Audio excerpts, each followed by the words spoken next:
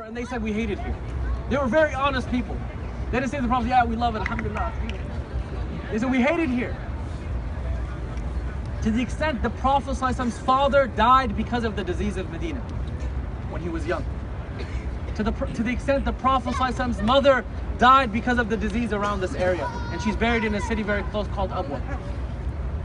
So when they were sick and they hated it, Aisha went to the Prophet and said, Ya Rasulullah, your companions hate it here. They were very honest with the Prophet. The Prophet raised his blessed hand and he said, Allahumma habib ilayna al-Madinata ka hubbina Makkata aw ashad. He said, Oh Allah, make Medina beloved to us, like you made Mecca beloved to us, and even more so. And this is the secret of why you all love it. It is the dua of your Prophet ﷺ. Why is it tranquil? Why is it peaceful? Because of the dua of Muhammad ﷺ. That is the secret of why every one of us loves it here. Until the day of judgment, the dua of our Prophet ﷺ. It is Allah who blessed the land of Mecca. It is the Prophet ﷺ who blessed through his dua this beautiful city with his presence of one Prophet. And it is 124,000 prophets and messengers that blessed the land of Al-Aqsa. And that is why it's blessed and all that around it, because it's Ardul Anbiya. 124,000 for Palestine, 1 for Medina. Allahu Akbar. And the Prophet ﷺ built this city and the infrastructure around it. What we're going to do, inshallah, and all the sisters to come on this side. Keep walking.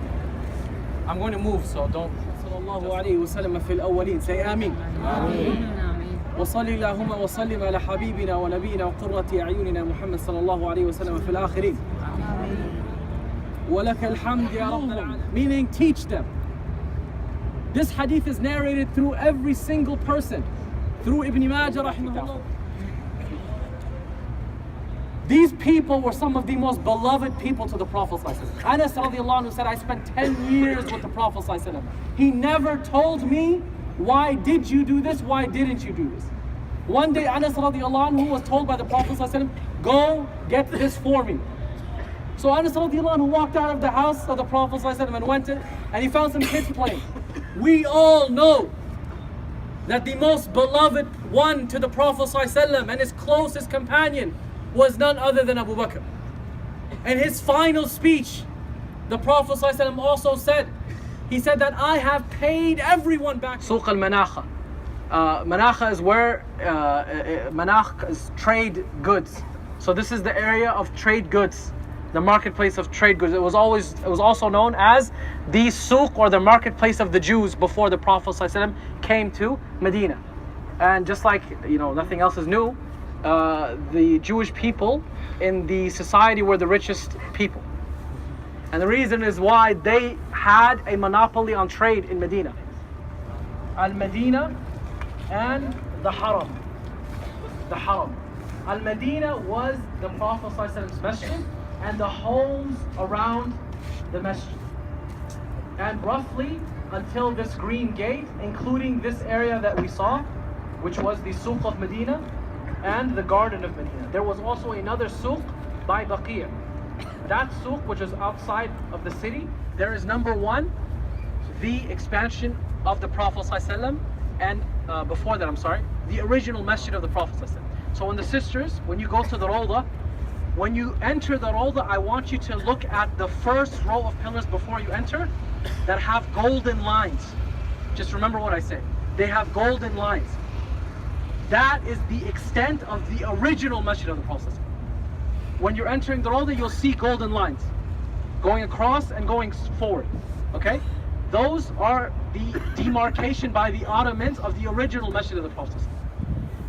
Then, for the brothers, you see the very first door on your right. It has a light. Okay? That's called Bab as-Salam. Bab as-Salam. At the end, we're going to take everybody over there and everybody's going to get arrested, inshallah. I will show you, and then I will walk away. You don't know me, okay? Because we're now taking a bunch of men and women over there. That's Bab as-Salam. The immediate door after that with the white pillars, you see those two white pillars? Right next to that is called Bab as-Siddiq. Pay attention to what I say carefully. For the brothers, when you enter through that second door called Bab as-Siddiq, and you walk 5 pillars, 1, 2, 3, 4, 5. Imagine this is the pillar right here. Look at it. Imagine this is the pillar. So you walk through that door, count 5 pillars. When you get to the 5th pillar, on the very top there's a green mark. On that green mark it says Had Masjid al-Nabi Sallallahu Alaihi Wasallam from top to bottom, which means the limit of the Prophet's masjid. And it goes from the front of the masjid all the way to the back of the masjid. After we are done, I will take all the brothers inside and I will show you.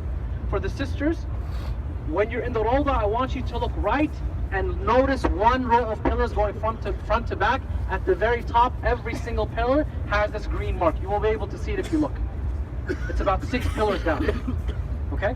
That is the prophetic expansion of the Prophet ﷺ's masjid. He expanded the masjid once in his life in the 7th year Hijrah. After that, Umar radiallahu anhu expanded the masjid. After that, Uthman radiallahu anhu expanded the masjid. What are they?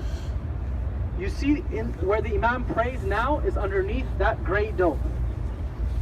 That grey dome is the mihrab of Uthman as well.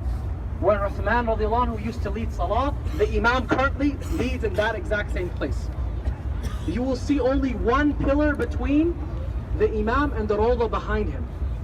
That pillar was put by the Ottomans, demarking the expansion of Umar, which is from the Rawdah until the pillar, and then Uthman from the pillar until this grey dome, where the Imam prayed, until the wall. You know the wall with the nice calligraphy? That is the expansion of Uthman, from the pillar to the wall. And from the pillar to the Rawdah is the expansion of Umar radiallahu anhu. The Ottomans preserved everything. Everything. Everything. When you walk through this door, you're walking through the homes of companions. Among them, Ja'far ibn Abi Talib. Among them, Al-Abbas. Ja'far radiallahu anhu was the cousin of the Prophet. He loved him so much. He used to even look like the Prophet. One of them, I love you. So this hadith is called the hadith of love. And it is narrated by Mu'adh ibn Jabal radiallahu anhu, who said that one day the Prophet said, Ya Mu'adh, inni uhibbuk. Oh Mu'adh, I love to be in your remembrance. And help me and assist me in your gratefulness and thankfulness. And help me and assist me to do the best worship that I can do. Allahumma a'inni ala dhikrika wa shukrika wa husni ibadatik. So I heard this hadith from many of my teachers, among them Shaykh Hamid al-Bukhari, Shaykh Safwan Dawoodi, Shaykh Ahmad al-Arkari, who was a 93-year-old scholar of hadith. Both of them said, I love you, so say. We're almost done. From Ahmad ibn Salman al-Najjad, who said, I love you, so say. From Abu Bakr ibn Abi Dunya, who said, I love you, so say. Who heard from his teacher. Al-Hasan ibn Abdul Aziz al-Jarawi, who said, I love you, so say. From Amr ibn Abi Salam al-Tinisi, who said, I love you, so say. Who said, I heard Abu Abd al-Hakam ibn Abd say, I love you, so say. Who heard from Khayrat ibn Shurayh, who said, I love you, so say. He said, say I love you because I heard the Prophet say, I love you, so say. Allahumma a'inni ala dhikrika wa shukrika wa husni ibadatik, after the 5 daily prayers. Oh Allah, help me and aid me to do in your remembrance, and help me and aid me in thankfulness of you, and help me and aid me and assist me to do the best worship that I can do. So I say to all of you, in front of the Prophet ﷺ in this blessed city, after Hajj, I love you all, so say, Allahumma a'inni ala dhikrika wa shukrika wa husni ibadatik. So the way you accept the hadith is everyone say qabilt. And the way you narrate it is the way I narrate it. As you say, I heard Shaykh Hasib say in this masjid, the masjid of the Prophet ﷺ, I love you also say, Allahumma inni ala dhikrika wa shukrika wa husni ibadatik. I'll give you permission to narrate it, so inshallah, whoever you have from your loved ones, as a way to carry this chain until we see the Prophet ﷺ, inshallah ta'ala, on the day of judgment, and we say to him, we love you too, Ya Rasul. May Allah bless you. Thank you for having patience.